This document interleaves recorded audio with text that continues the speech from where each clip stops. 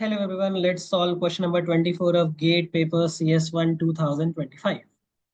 Let x be a three variable Boolean function that produces output as 1 whenever at least two of the three inputs are 1. Which one of the following statements are correct? Where A, B, C, D, E are the Boolean variables.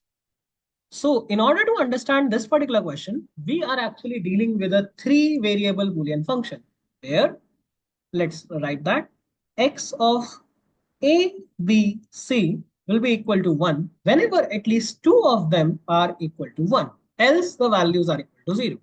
Let's understand this particular function x. So in the question, they have written some inputs and we are going to verify them one by one. So let's write the truth table of the same.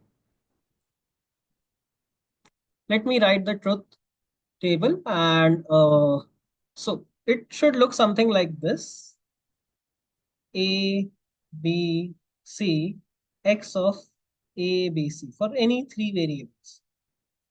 0, 0, 0, then answer 0, 0, 0, 1, answer 0, 0, 1, 0, answer 0, 1, 0, 0, answer 0, 1, 1, 0, answer 0, 0, 1, 1, sorry, 1, 1, 1, 0, answer 1 because two values are 1, 0, 1, 1, answer 1, 1, 0, 1 as answer 1 and triple 1 as well. If I write somewhere triple 1, then answer is also 1 because at least two of the values are 1. So the overall answer will be 1 as per the question. We know this much now. So the truth function looks somewhat like this. So using XOR, you can get the ones like if you know the XOR function, it looks somewhat like this. 1 XOR 0 is equal to 1. 0 XOR 1 is equal to 1. 1 XOR 1 is equal to 0. 0 XOR 0 is equal to 0. So if I write the truth function in the terms of XOR, it should look something like this. X of A comma B comma C is equal to A XOR B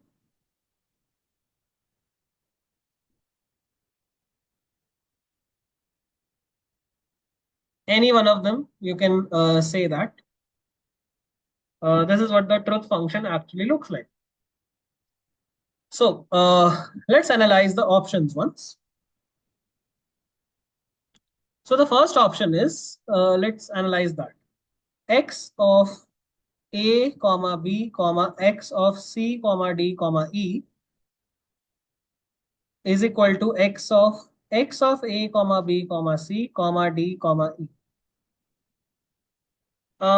So if I try to analyze this, let's put A is equal to 1, B is equal to 1. So left side will be, this part will become 0 for the left side. 0, 1, 1, the overall part will become 1 because this is 1 and this is 1. If I analyze the right side, then this will be 1. But so we at least need one more value as 1, which is not the case because D and E are 0. This will be equal to, overall term will be equal to 0. LHS is not equal to RHS, so option A is incorrect.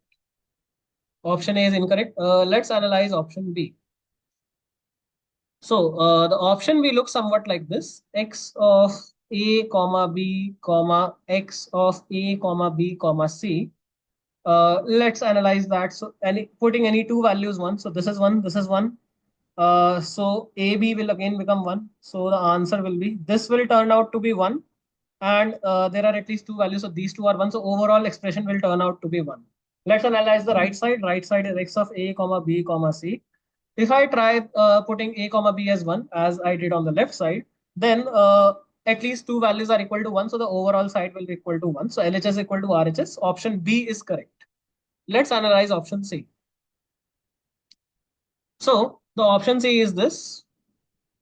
X of A comma B comma X of A comma C comma D is equal, let's analyze that. A is equal to 1 and B is equal to 1. So whatever this value is, whatever this returns, let's say this is 1. So these will be 0 because we assumed A and B is equal to 1. So this will be equal to 0, but overall expression will be equal to 1 because at least two values are 1. Let's analyze X of A comma B comma A. So as I said, any two A and B are 1. So 1, 1, 1. This will be equal to 1. And x of uh, C comma D comma C. So I have put only A comma B as 1. So 0, 0, 0. So this will remain 0. So 1 and 0.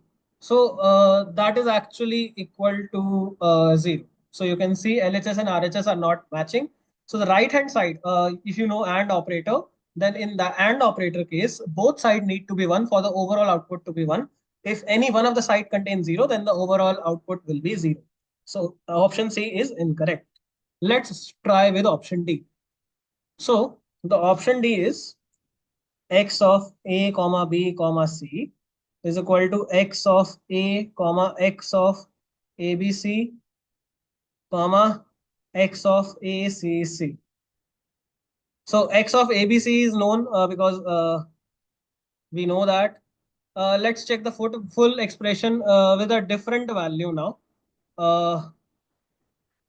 Because we already have x of ABC here and ABC again repeated here. So let's check with a different value now. That will be good enough because we have repeated the expression. So x of A comma B comma C. I will put A as 1, C as 1 and B as 0 this time. So x of ABC will be equal to 1 and x of ACC, that also will be equal to 1. Uh, and RHS will be x of uh, other side like 1 comma 1 comma 1 it will be. And that is actually equal to LHS as well. That is 1. We are trying to put at least two values, any two random values as 1 if I try to put. So LHS and RHS are matching. Let's try some different combinations. So let's do A is equal to 0, B is equal to 0, and C is equal to 1. If I do that, then LHS will be equal to x of 0, comma 0, comma 1. That is 0. Uh, okay. And same thing we will try for RHS as well. And if you do that, RHS will also come out to be 0. So option D is correct. So this question has answer as option B and option D. The prerequisite for this is to understand basic AND operator and to making a truth function. You guys should know how truth values will be and how the values will be calculated. If at least two values are 1, then the overall function will give 1. As per the question, this is the main crux of the problem. That's it for this particular video. Take care. Bye bye. See you guys in the next video.